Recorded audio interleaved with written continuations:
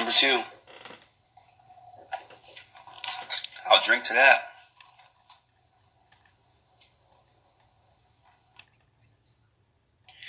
Okay. Hey, I can't see you again.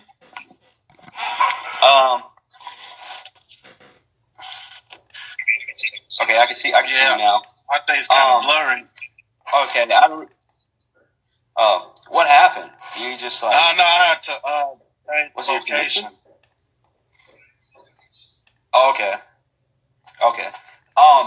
So with the 17 artists that you have, how was the workload for you to manage 17 up and coming artists? Like when it comes down, like what are some of the challenges that you face? Like when it comes down, 50 MG Tyson Music Group, I'm just their label person, and that's it. Only thing I do for them is do promotions for them, get them connections, and get them where they need to go in life. That's the only thing I do for them.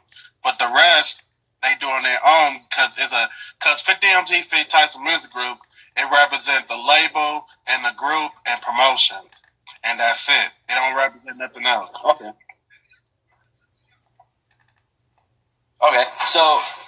So do you pay them, or are they like how does that work? Do you pay them personally, like from your label? How do this situation work? How it works is that let's say if they underground artists and they not popping yet, I just let them.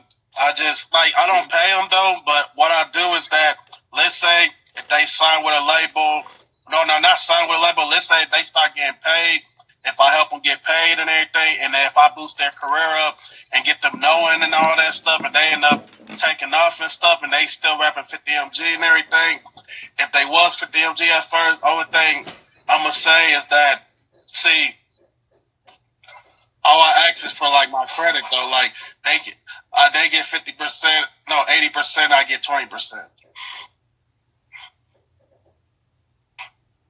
Of all revenue that they have, of all their income that they get from like shows and everything they do, for YouTube and all that, you get 20%. Okay, 20%. Wow, that's a lot.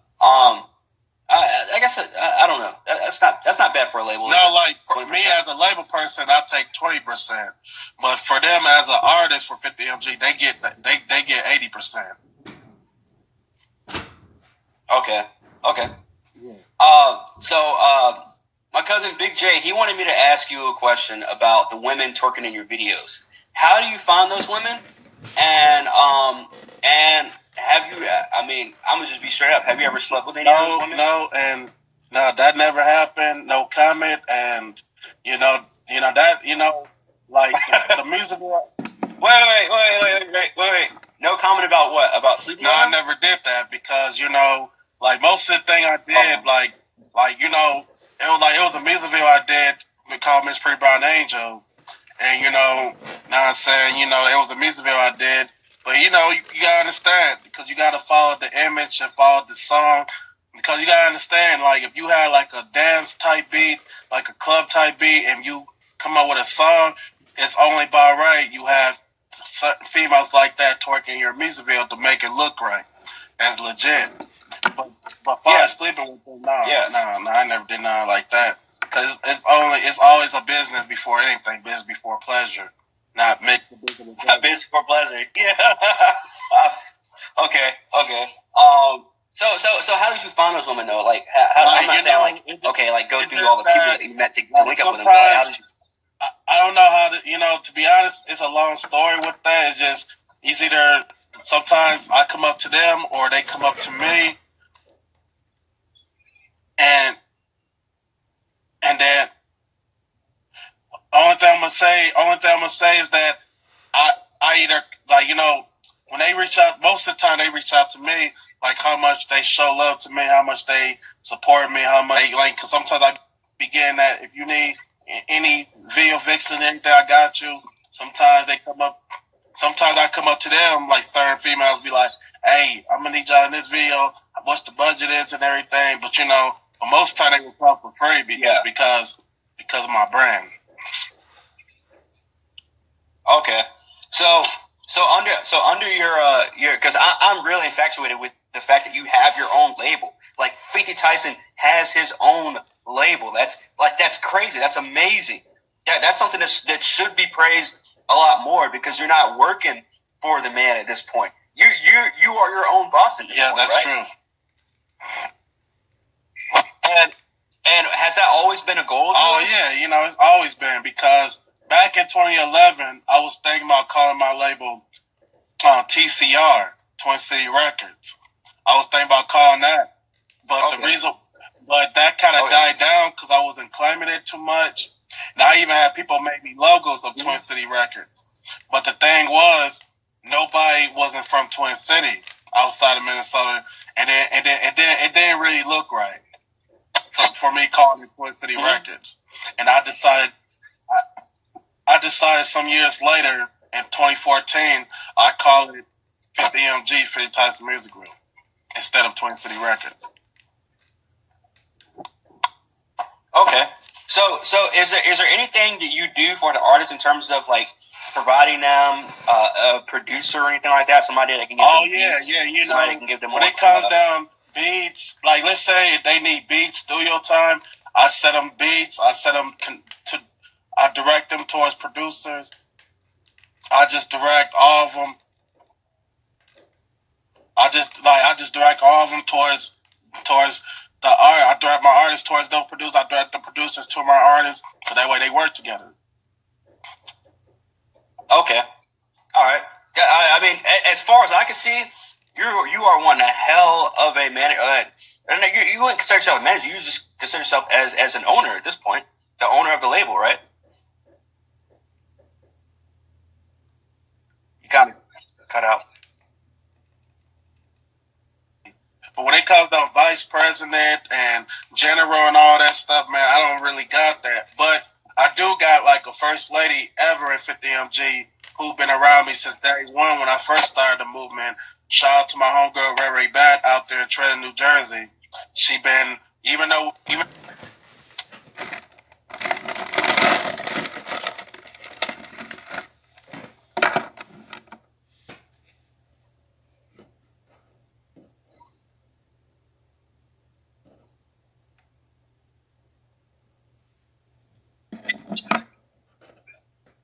she's my artist in the movement because she's like the first lady ever in 50MG. Okay. You kind of went out there a little bit, but I think I got just what you were saying.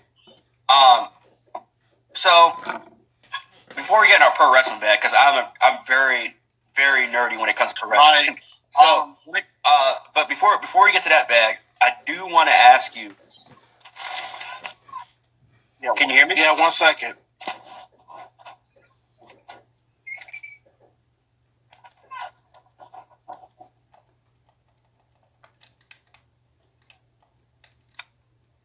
Sorry, ladies and gentlemen. Seems like 50 Tyson had to go do something again in the middle of the interview. So just bear with us. Yeah.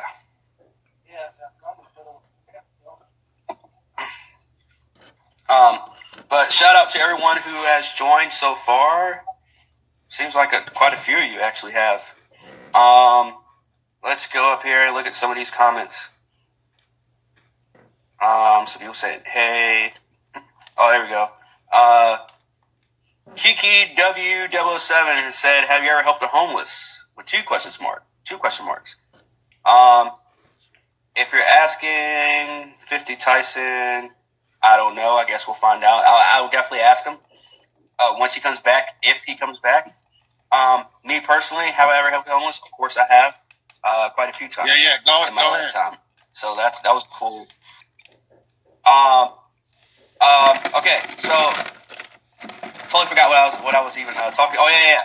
I was going to ask you before we get to the pro wrestling bag, because again, I really want to talk about pro wrestling with you.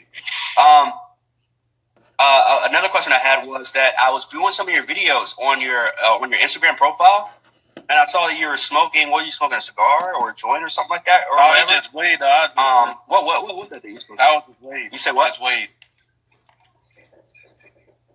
Okay, yeah. So you weren't hailing the whole. You weren't hailing Nah, it. I was just messing Was that around, on just purpose or blowing what? it out. I was just messing around. Oh, okay. Oh, okay. I was wondering. I was like, because you kept like chiefing, but you weren't even chiefing. Like you were just, you know, you're just doing that. But okay, I get you, man. So you were just literally just messing around. Oh, it's loading again. Okay, awesome. Can you hear me?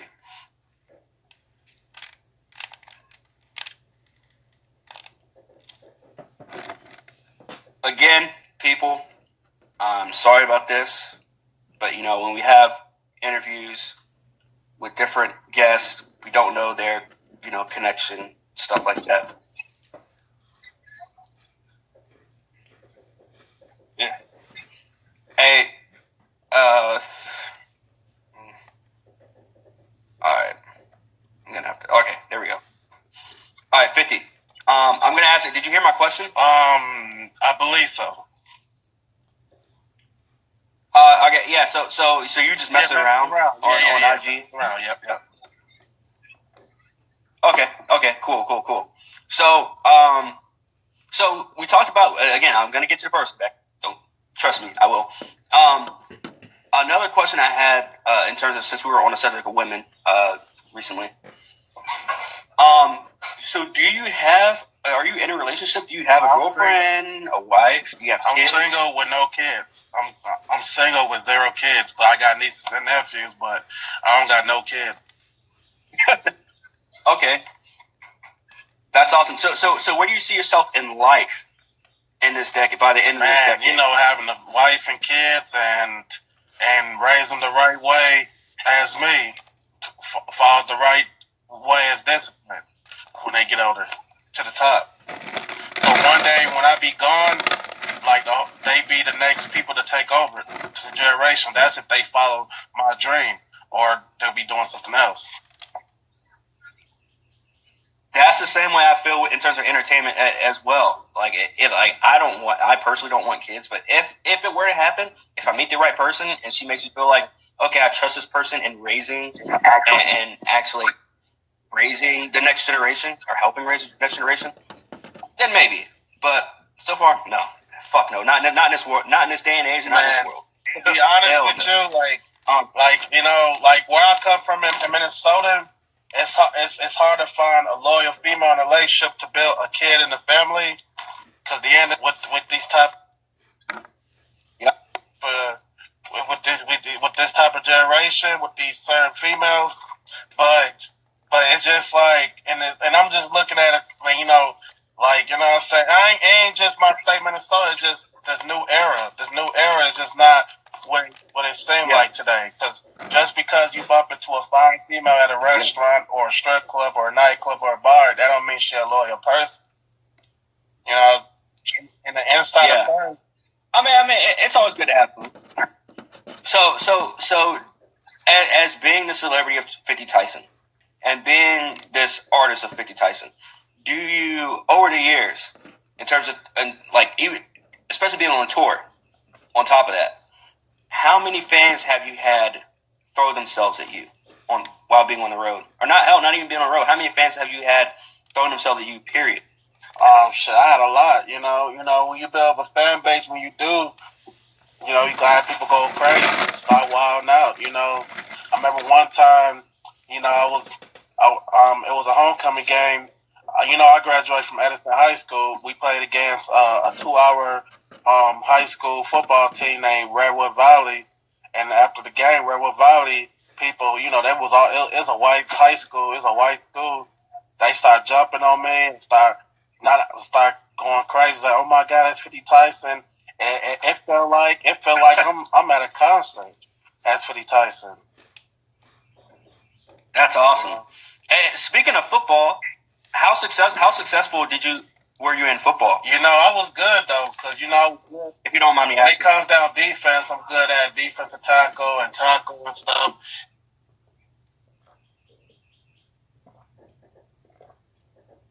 Running back, and I was good at the right tackle and offensive line. But other than that, though, I was more like a defense person before anything. I must just say that. Okay, that's what's up. So did you get any college offers or anything like that from? I'm gonna be honest. I ain't really getting no scholarship, no college offers or nothing.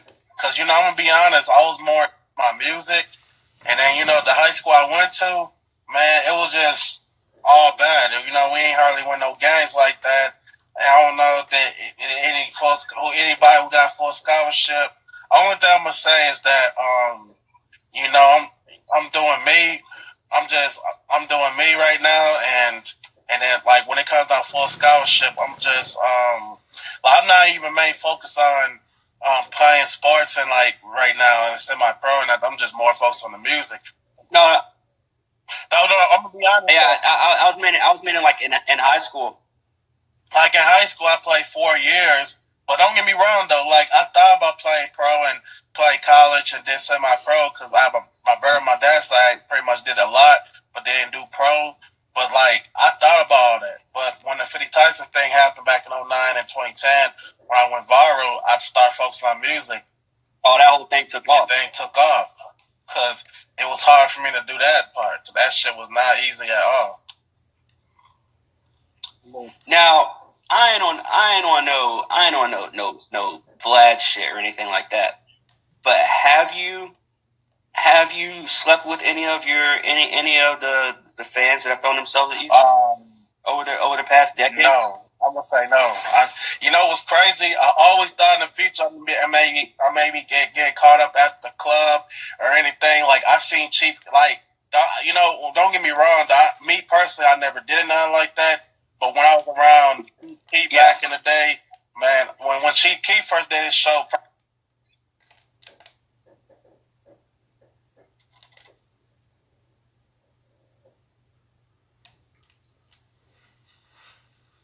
And there goes the connection again.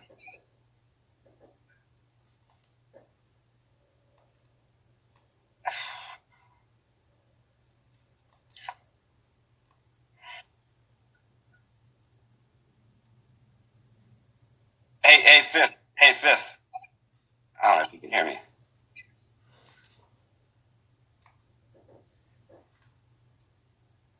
Hey, yeah, can you hear me now? All right. It cut out when you were talking about Chief Keef. What were you saying about Chief Keef? Yeah, like Chief Keef, when he first did his first show at Aqua Nightclub back in 2012, after the concert, he was bringing a few females with him to the hotel. Yeah, okay. He was bringing bad females. Okay. When I was around him and stuff. But I ain't going to the hotel with them. I was outside. But the end and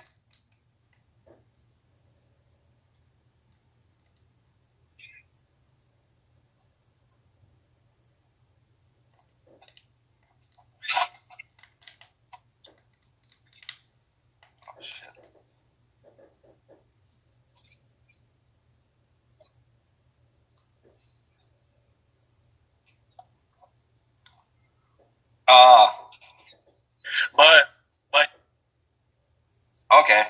Here's the thing. Like when I did a show in Milwaukee, Wisconsin, I was at a nightclub called Onyx. It was me, and it was a 50 Tyson tour. It was me, T Jeezy, Neri Star, Nikki McComb, and my former manager at the time, and her friend, and my dad. You know what I'm saying? We was in the VIP turn up. I turned up Milwaukee. They was like, I love you, 50 Tyson. With people coming up, take pictures and everything. I invited two female models in the VIP, Brittany and Jeno Giddo. And they was twerking and dancing on me in the VIP, and they started giving me their number, and then they was talking about going out to eat with them and stuff. And, they was talking about going out to eat and stuff, go out to eat with them, and the hotel and all that. They was talking about it, but what happened was my manager wasn't going for that at the time, and I was only 17. I was 17 like 10 years ago, and then plus, and here's the crazy thing, because me, TG, and my dad was sharing one hotel together, and I couldn't bring no females in no hotel because that would have been weird. First, I said to myself, like, you know what? That's not going to happen. Yeah. Man. But since I'm grown now, you know, if this, like, let's say they would have got at me at around that time right now today, I would be like, oh, yeah, I got you. Let's do it. Yeah, I feel you, man. And what I also wanted to ask you about in terms of being an artist under a label at that time, and between the difference between that and now, to where what is your daily life like now that you're no longer on a label? Now you own your own label. You're the head honcho that these 17 underground artists have to answer to at the end of the day. If they slip up and they make you or your label look bad, what's your daily life like? Like, I'm going to be honest, though. Like, when I have 17 artists and 50 MG, let's say if they don't communicate, because sometimes, let's say if they don't communicate, I'm going to just feel like, ain't no paper contract involved. It's like a shake hand, because I don't do paper contracts, because I don't want them to feel like I'm like they uncomfortable and all that, because I want them to feel comfortable at the end of the day. I just do like a shake hand agreement, like we had an agreement, being the movement type. And then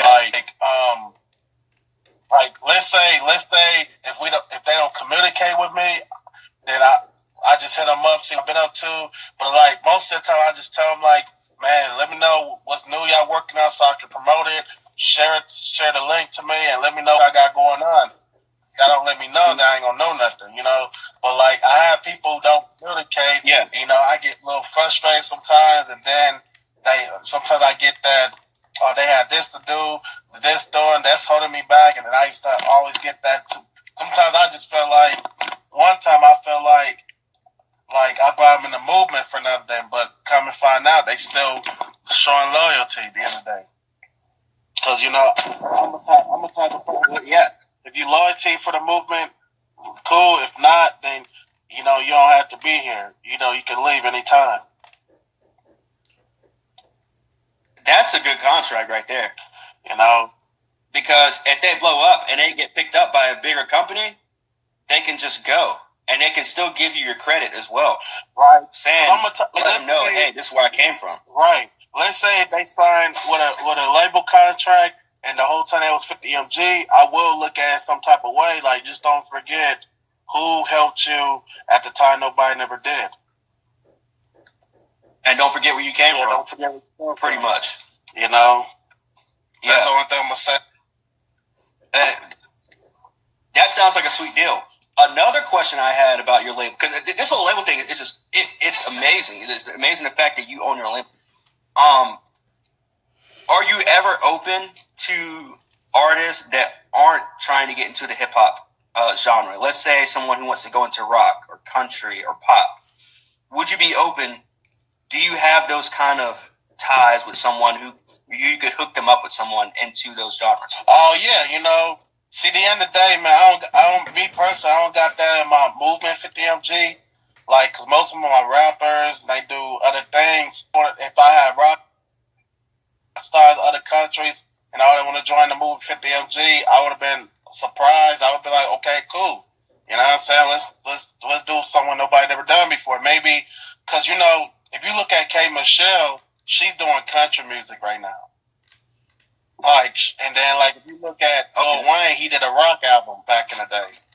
But like me, I always thought that if I did a rock mixtape and a rock album, my country mixtape for the first time, we'll see that might take off. Like Lil B back in 2011 or 12, he did a rock and roll song called California Boy. Okay. Yeah. And that's very intriguing to know that you actually are open to other genres of music. But so in the year, starting this year off, 2020, who is one artist that you listen to now? It doesn't have to be under your label, but any artist that you listen to now that you see a bright future ahead of them, that they aren't well known. I wouldn't necessarily say underground, but they aren't super well known. Like there's a lot of people. Like when it comes down, when we get to the mainstream people, when it comes down to mainstream people who I'm seeing doing their thing, like I see a lot of people doing their thing in the mainstream, like no cap. You see like J Star Youngin, NBA Youngboy, Fredo Bang. You see people like YNW Melly, the Baby, Lil Baby, Gunna, and Polo G, and all them people. All the new rappers is blowing up doing their thing. And and then I be listening to them, and they the ones who's really killing it right now, doing their thing. Shout out to them. And when it comes to underground artists in Minnesota, I see people like my, I'm all, like far as me, I know I'm one of them though, but I'm talking about far as people I know, like far as like John Ray, John Doe, like people like Lil James, like Prince Riley, and people like GRM, Tay Loke, and people like Libs, like people like D Soda and Nerdy Star, TGZ, Bands of Dip. Them the only people I'm seeing in Minnesota who's really doing their thing that I be listening to. Okay, that's what's up. So you're still in the loop in terms of mainstream hip hop, somewhat at least. I'm really shocked you don't know who Lizzo is, though. Like, I probably heard of it. I'm just how to remember.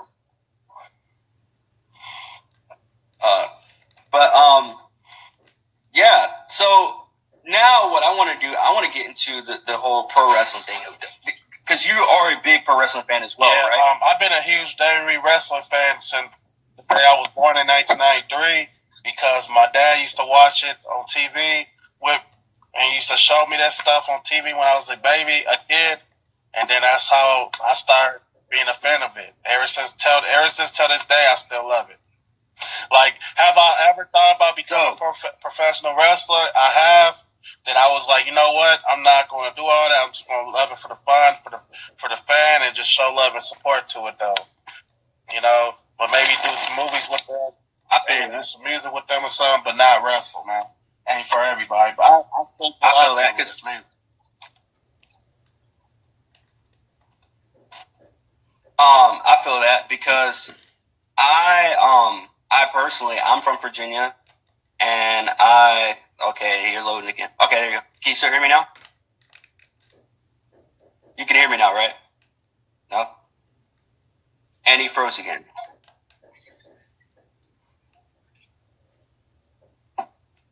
You're breaking up, 50. Is there hello? Yeah, can you hear me? Is there another place you can go to where? Okay. Yeah, I'm originally from Virginia, and I moved down here to Orlando, Florida, to pursue a wrestling career, which I have yet to do. But that's a whole other story. But yeah, I like, you're one of the people that I've seen that have started way at the bottom, especially going from YouTube as well. Like, you were one of the first people on especially artist wise on YouTube to kind of spark this whole generation of artists on YouTube, whether they're hip hop or not. Right. I really did, though, man. So we'll yeah. And so another question that someone asked in the last video that we did about 30 minutes ago was someone asked if you're going to link up with Ice Age and Fist, like you said you were going to in an interview before. Yeah, no, a couple years ago. See, like back in 2014 when IJ Fish did that hit song on the floor, a lot of people was going crazy. Like, man, people compare me to him, and I was one of those people. And yeah, and a lot of people wanted me to do a song in Musicville with him, and I gave him my word, you know what I'm saying, and I told him I'd do it, you know what I'm saying, because at the end of the day, people want to see that. I was like, let's do it in 2014, because I was at the time back in February, and we blew up around that time. I was like, cool, let's do it. But he looked at it in a different way. He was like, man, 50 Tyson, I really sorry to hurt your feelings, but no, just know, because I guess and then I told him like this: at the end of the day, you doing you, I'm doing me. You know what I'm saying? I'm not really tripping about working with you, because at the end of the day, I'm giving what the fans wanted. I'm not saying this; they saying this. You know what I'm saying? Yeah. And I guess So did you ever really have an interest of working with Ice Age Like, Fish? I didn't know who he was. I didn't know who he was at first. When people told me on World Star, like, you know, because before the fame, he started calling himself the light skinned 50 Tyson on World Star, and then, you know, that's how I knew who he was. About it, he showed me the video. He called, and then he switched when he blew up. He started switching it as IJJ Fish, and then you know,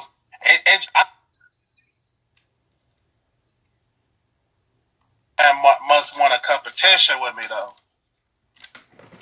a little bit.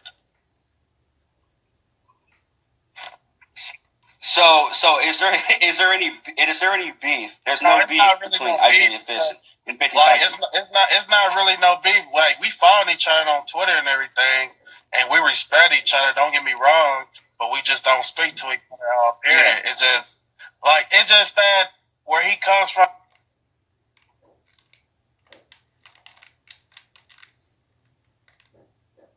The time, but I always want to work with people just to connect and network and want to like give what the fans wanted though, because you know the Tyson fan base is everywhere around the world, just in Minnesota, but all around the globe. I feel you on that one. So do you still support 50 Tyson and his work, or no? JJ Fish, right? Yeah. Do you still support Ice Age? Oh yeah. I mean, I still support his work. You know, he doing his thing, but I don't watch him like that, like I used to. But you know, he doing his thing though. Okay, I feel you. So again, back to the daily life of of 50 Tyson. What is your everyday life like? Oh man, you know, living life, staying out the way, and do big things. You know, see when you reach a certain level, you stay out the way, get away from negative. If it's a bad look, get away from it. If it's a good look, stay in this position and don't let nobody trick you out of it. Hey, that's and you know what's funny? You know what's funny is that you are one of the very rare people that everything you spew out, whether people think it's crazy, whether people think it's weird or whatever, people cannot deny the fact that everything you spew out is positivity. Everything that comes out of your mouth is positivity. Right. Like, that's very rare. That's very, very rare to see, especially in the hip hop genre. Right. Did that just come organically, or did that come from just things that you have gone through in the industry and in life, or has that always been from the jump, from 2009, nothing but positivity? Like, when it comes, you know, at the end of the day, one thing I learned is it's like most of the time in life, you gotta stay positive in your image. You gotta stay positive most of the time. Yeah. When it comes on negativity and all that stuff, you don't really want to do that too much. See, me, even now that I joke around, say some negative, if I feel some type of way on some hate situation with certain people. But most of the time, when it comes up with myself, even though I curse sometimes in my underground music, most of the time it be positive. Because most of the time I be talking about like Twin City, Minnesota, wanting to be a ball player, I ain't gonna lie and stuff. But most of the time I just keep it positive. So yeah. I don't get that negative vibe in my situation. Yeah. So, my question to you right here on IG Live, artist to artist, can you spit a freestyle for us here? I do one quick one real quick. It goes like this. We never back it down. We broke the chains. We held strong through all the pain. My father said, and remove the lanes. Only real G's. That's a G thing. Face enemy with a straight face. I power now. It's activate. Just want the best. That's our game. So I grind harder on a hard day. Hell yeah. Hell yeah. I see you out here, 50. I see you out here, 50. Appreciate it. Now, is there one one mainstream artist, somebody like Jay-Z or something, like, who's the biggest artist that you would like to meet or collab with, or hell, both, by the end of the year? Like, hopefully, the end of the year, man, hopefully I work with a lot of people. When it comes down to mainstream people, man, I rather work with a lot of people, like 50 Cent, man, like Ja Rule, work with, like, people like work with Chief Keef, work with Lil Durk, work with Pop Smoke, No Cap, work with Arcas Alsina, Chance the Rapper, Cardi B, work with Minamigo, work with all these big Post Malone, all these people. Okay, that's a good goal. That's the top notch goal right there, and I like that, and I appreciate that, and I appreciate the positivity. And everything you do. And I appreciate the fact that you never stop in terms of your goals. Like, you were never content with just having 11 million viewers. You know, you want to keep going. You want to keep striving. Right. You know? Right.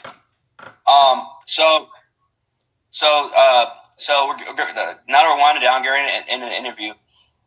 Favorite wrestler of the decade, of last decade? Who was your favorite wrestler of last decade?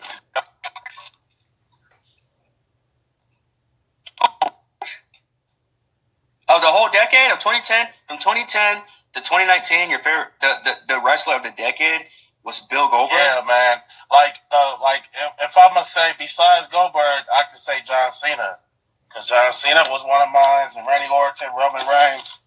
I will say around those people. But the second half of the 2010s, Cena's career was winding down. Yeah, but I say Roman Reigns too, because Roman Reigns, like, the only person, is one of my favorites right now. Because, man, he never disappoint. Or Seth Rollins, burn it down. Those last two, Reigns and Rollins, are probably, they're more feasible. They're more of last decade, absolutely. Bright Omen says, got to be Goldust. I completely disagree. I cannot disagree more than Bill Goldberg and Goldust. Oh, yeah. Goldust, he a legend. Shout out to Goldust. He been around since the 1990s as Dustin Rhodes. He been doing his thing. The 80s. He's been around since the 80s. Yeah, he's been around since the 80s. Oh, my bad, yeah. Yeah. He's one of the very few that have wrestled in all 5 decades on worldwide television. And he's on AEW right now. Mm-hmm. Yeah. Which, by the way, shout out to AEW as well. That's one of the newest wrestling company right now. Oh yeah. Bright Omen says, actually scratch that. My boy Bonk. I think he means Doink, and Doink was definitely. Oh yeah, man. R.P. Doink the Clown, man. R.P. Long live, rest in peace to Doink the Clown. That was one of the best million wrestlers of all time, man. He passed away in 2013, man. My condolences go out to him and his family. Yeah, R.P. Doink. Yeah, there have only been about 3 wrestlers that I was like really, truly, like, I don't want to say I didn't feel bad for, but you know what I mean? Like, the ones that really hit me the hardest. Of course, Eddie Guerrero was the first. Eddie Guerrero. I was too young enough. When Eddie Guerrero passed away in 2005, and I was in 7th grade when he passed away. And then I found out he passed away. He died here in Minnesota, though. He died here in Minnesota. They found him in the hotel. Yeah. Out here. Yeah, it was. Yeah, man. Yeah, mine was Eddie Guerrero. Then it was Chris Benoit was the second one, but we all know what happened with that whole thing. But still, like, at the time, I was even still to this day, I'm still like somewhat. I'm like, man, I can't believe this dude died, man. And go out the way he did, that was something else. Man, that was my the way I'm just like, man, the fact that he died. Eddie Guerrero, Chris Benoit, that's crazy because Eddie died in 2005. 2 years later, Chris Benoit died. That's crazy. Yeah. And then of course the third one for me personally was Ivan Koloff, who died back in 2017, because he was actually one of the very few wrestlers I actually got to meet. But not only that, Ivan actually he signed an autograph for me when I was like 12. He sat and talked with me, you know, told me, "Hey, man, I can't wait to see you on TV." When you like, it's just stuff like just little stuff like that is what I think really sparks an artist.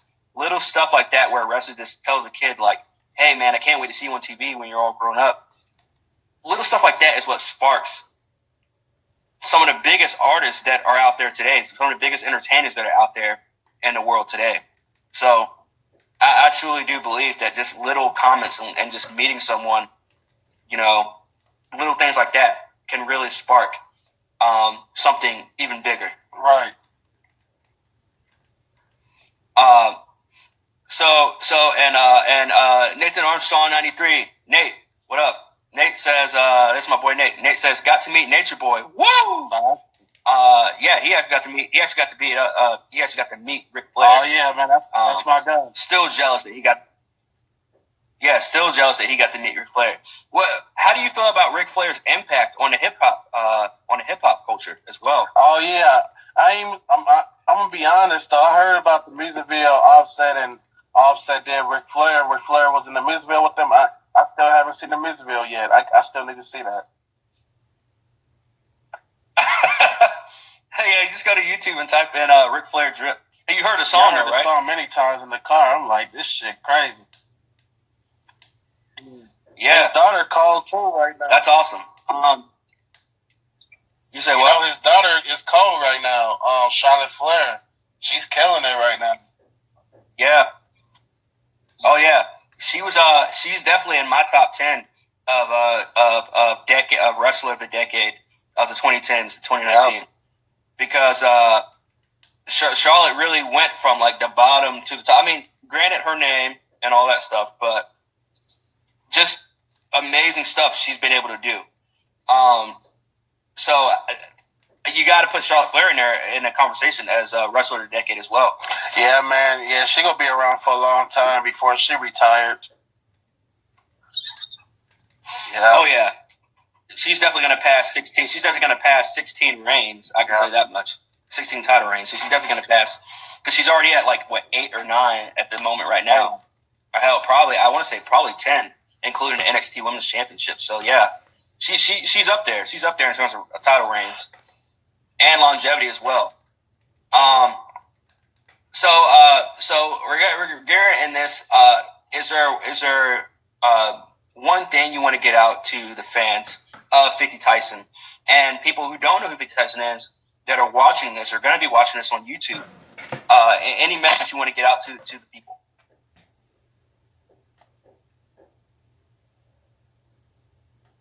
And he's buffering. 50 Tyson. Hey, Fifth, can you hear me?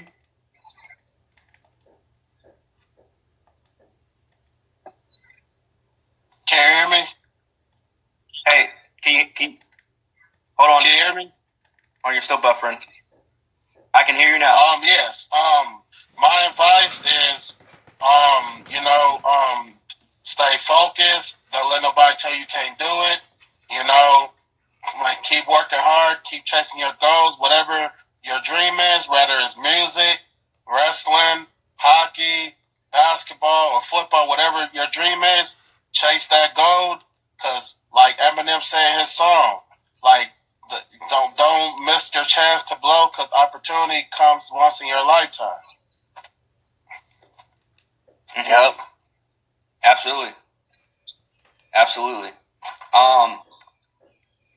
Can I get a shout out on your page? Oh yeah, man. I see you shouting everybody out. I had to get that in there. Man. Can I get a shout out? Man. Only thing I want to say is shout out to you though for having me on here, man. Neva 92. Oh yeah, no problem. Neva, man. Neva, right?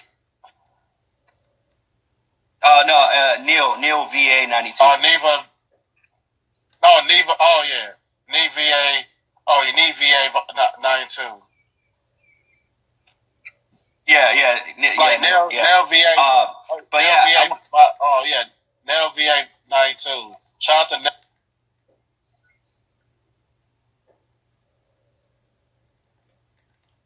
So make sure y'all follow him. And I appreciate for having me on here. Oh yeah, no problem, man. And thank you. I want to say thank you for joining me. I reached out to you a couple days ago.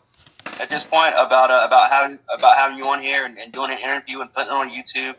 I love interviewing artists that are not just artists, but people who have been inspirational in the media and in terms of social media. Like Marshall Mathers IV, he has a cult following. You have a cult following. You know what I'm saying? Like you have done great things that I feel like people just overlook. Right. And to that, I want to say, I don't overlook what you've done for the music industry. I don't overlook what you've done for reaching out and trying to get awareness for autism. Right.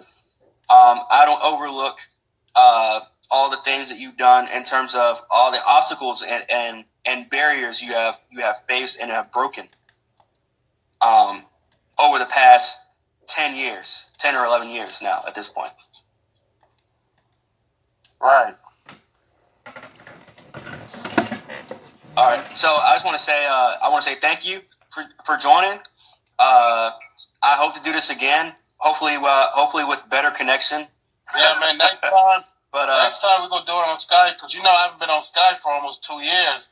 Even though I still got my password and everything, it's been almost 2 years I haven't been on Skype. Mm-hmm. But next time we're gonna do Skype.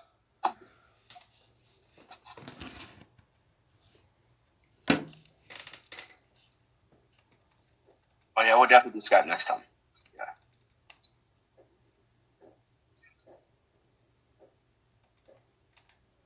Yeah, I don't have a Facebook, but yeah, we can definitely do it. I don't know how to do the code thing. Yeah, I heard a little bit. I don't know how to do the duo thing on YouTube Live, but yeah, if you show me how to do that on YouTube Live, that'd be awesome. But yeah, again, thank you for joining. Again, I cannot thank you enough. It's for me personally. I want to say like this is an honor to have you here on the Half-Ass Podcast, and let me interview you here on my own personal Instagram page, because people need to see I want people to know the real, the raw, the personal, straight from the horse's mouth of 50 Tyson, and everything you stand for, everything you've done. Yes. So you know. And your boy 50 Tyson. Yes. This is 50 Tyson from Twin City, Minnesota. You do it. You know how to do that. 50 Tyson from Twin City, Minnesota, North Side Zone. Right? Did I do that right? Did I do that right?